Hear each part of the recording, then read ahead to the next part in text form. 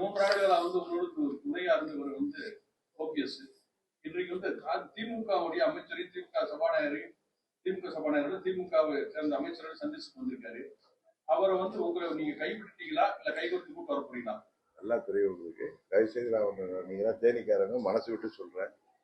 அண்ணன் பன்னீர்செல்வம் 99ல நான் இங்கு பாராளுமன்ற வேட்பாளர் இருந்தப்ப பெரியகுளம் நகர கழக செயலாளர், இவர் அப்ப சின்னமனூர் ஒன்றிய செயலாளர், அப்போது நகராட்சி சேர்மன்.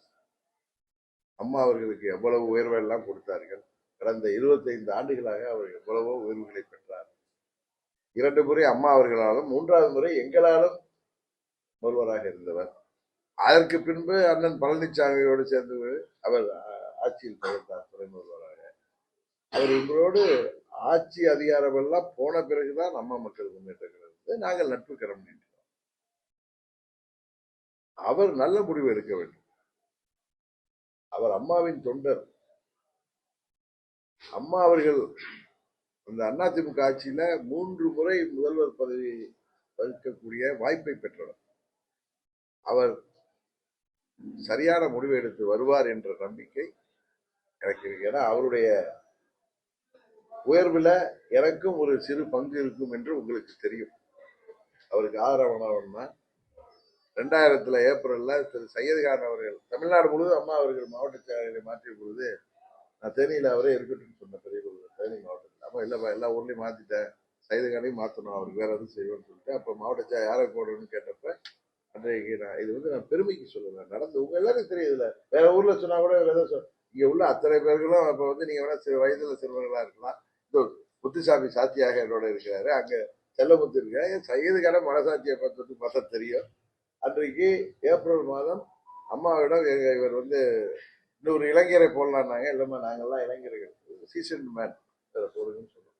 அதுக்கப்புறம் அவருக்கு கொடுத்த உயர்வுகளுக்கெல்லாம் ஏதோ ஒரு நான் காரணமாக இருந்தாரா இல்லையா என்பது உங்களுக்கு தெரியும். அதுபோல அவரும் அதற்கு நன்றி கடனாக சின்னம்மா அவர்களை முதல்வராக்க வேண்டும் என்று எல்லாரும் கேட்டபோது நான் என்னுடைய வேண்டுகோளுக்கு இணங்க தனது பதவியை ராஜினாமா அந்த ஒரு வாரம் பொறுத்திருந்தால் 7ஆம் தேதி வரைக்கும் எங்களுக்கு இருந்த அந்த தர்ம யுத்தத்தை யார் பேச்சோ கேட்டுட்டு தொடங்கணும்னு சொல்றாருல, தொடங்காமல் இருந்தார். 2014 பிப்ரவரி 14 எங்க சித்திக்கு எதிராக திரும்புவது மீண்டும் முதல்வராகி. இதை ஒத்துக்கிறீங்களா இல்லையா? நீங்க யாருக்காவது மாற்று கருத்து இருக்கா? கூட நாங்க தான் என் கட்சிக்காரர் தம்பி கேள்வி கேட்டீங்களே, உங்களுக்கு மாற்று கருத்து இருக்கேன். அதனால அவர் எல்லாவற்றையும் என்னையும் தான் எல்லா கட்சிகளும் அழைத்தார்கள். நான் எங்க கூட சண்டை போட்டு வெளில போனதும் எல்லா கட்சிகளும் நான் பெருமையா சொல்லல.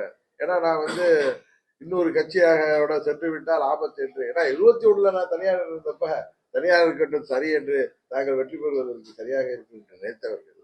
இந்த தேர்தலில் நாங்கள் வந்து தனியார் இருக்கக்கூடாது, எந்த கட்சியோடு போயிடக்கூடாது என்று அரசியல் ரீதியாக விரும்பினார்கள். பல கருத்து எனக்கு நான் சொன்னேன். என்னோட தமிழ்நாட்டில் இப்ப ரிப்பீட் பண்ற வார்த்தை சொன்னது, ஆட்சி அமைக்க துடிக்கின்ற கூட்டணி கட்சி தலைமை இருக்கின்ற கட்சிகள் எங்களோடு பேசி வருகிறார்கள்.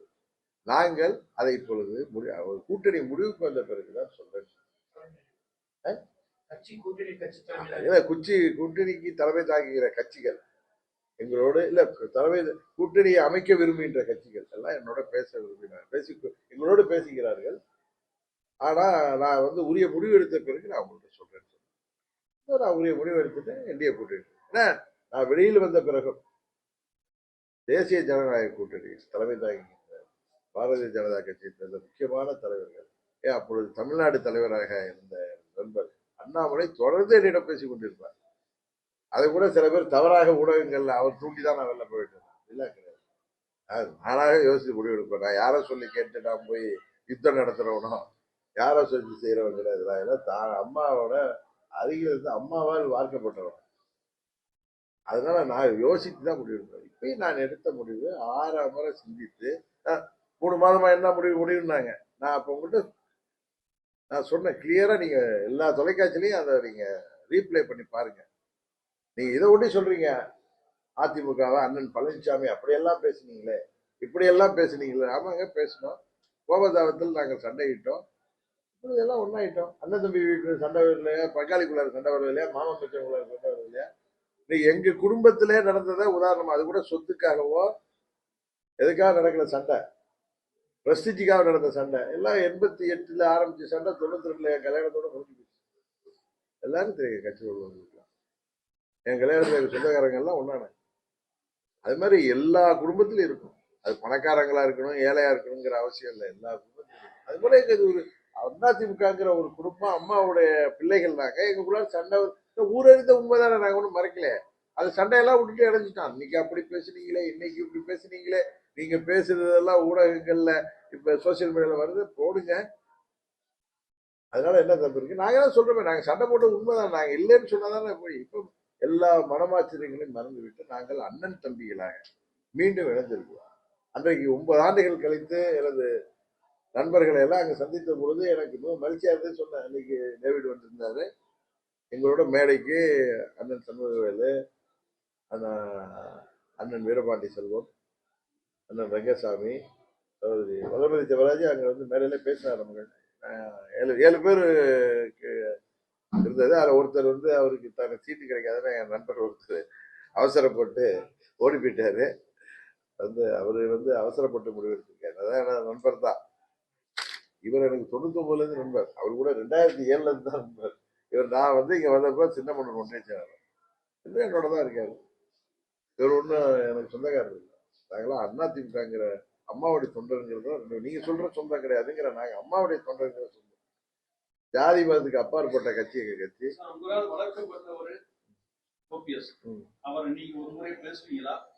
நான் அவரோட பல முறை பேசியிருக்கேன், பல முறை நாங்கள் நான் பல முறை பேசுறேன். இருந்தாலும் அவருக்கு சில தர்ம சங்கடங்கள். அதனாலதான் இன்னைக்கு நேற்று நான் ஒரு தொலைக்காட்சி பற்றியில் ஓப்பனா தான் பேசுறேன். அதையெல்லாம் அவர் தான் அதுக்கு ஒரு எங்களுக்கு ஆதரவாக வர வேண்டும், ஒரு முடிவெடுத்து வர வேண்டும் என்று நான் இப்ப உங்களுக்கு சொன்னதெல்லாம் ஏதோ அவர் மேல வருத்தத்தை சொல்ல அவரும் யோசிப்பார். அவர் இந்த நேரத்துல ஏதோ மனதுல ஏதாவது அவருக்கு கஷ்டங்கள் இருந்தாலும் நான் சொல்வதை அவர் மனது யோசிக்கல. என் மீது அவர் தனிப்பட்ட முறையில் ரொம்ப நண்பர்கள். நான் வந்து நானே வந்துட்டேன், நீங்க எதுக்கு யோசிக்கிறீங்க? கரெக்டா? நீங்க எல்லாம் சேர்ந்து பொதுக்குழுல என்ன நீக்கிறீங்க. நீங்க வெளியில வந்ததை நான் உங்களை அப்படியே கட்டி அடைச்சிக்கிட்டேன். நீங்க இப்ப எதுக்கு யோசிக்கிறீங்க? உங்களை விட வயதில் சிறுவன் தான். நான் வந்து ஒத்துக்கிட்டேன். நீங்களா நீங்க வந்து ஒரு குடும்பத்து பிரச்சனையாக இருந்தா அதெல்லாம் எந்த ரூபத்தில் வரணுமோ அந்த ரூபத்தில் எந்த யாரு மூலம் வரணுமோ அதை வந்துட வேண்டும் தான் எங்களுக்கு பெருமையாக இருக்கும், எங்களுக்கு இன்னும் பலமாக இருக்கும் என்று உங்கள் மூலமே இந்த தேனியில இருந்துட்டு என் நண்பருக்கு அழைப்பு கொடுக்குறேன். 1,26,00,000 மனங்களை வென்ற தந்தி டிவி யூடியூப் சேனல். தவிர்க்க முடியாத தம்ப்நெயில்ஸ், கலக்கலான கான்டென்ட்ஸ். நீங்களும் இந்த குடும்பத்தில் இணைய இப்பவே சப்ஸ்கிரைப் பண்ணுங்க. அசுரபலம் கொண்ட எங்கள் டிஜிட்டல் கரங்களில் உங்கள் விளம்பரங்களை சேர்க்க வாட்ஸ்அப் பண்ணுங்க. 8939888378. Email advttv@dttv.in.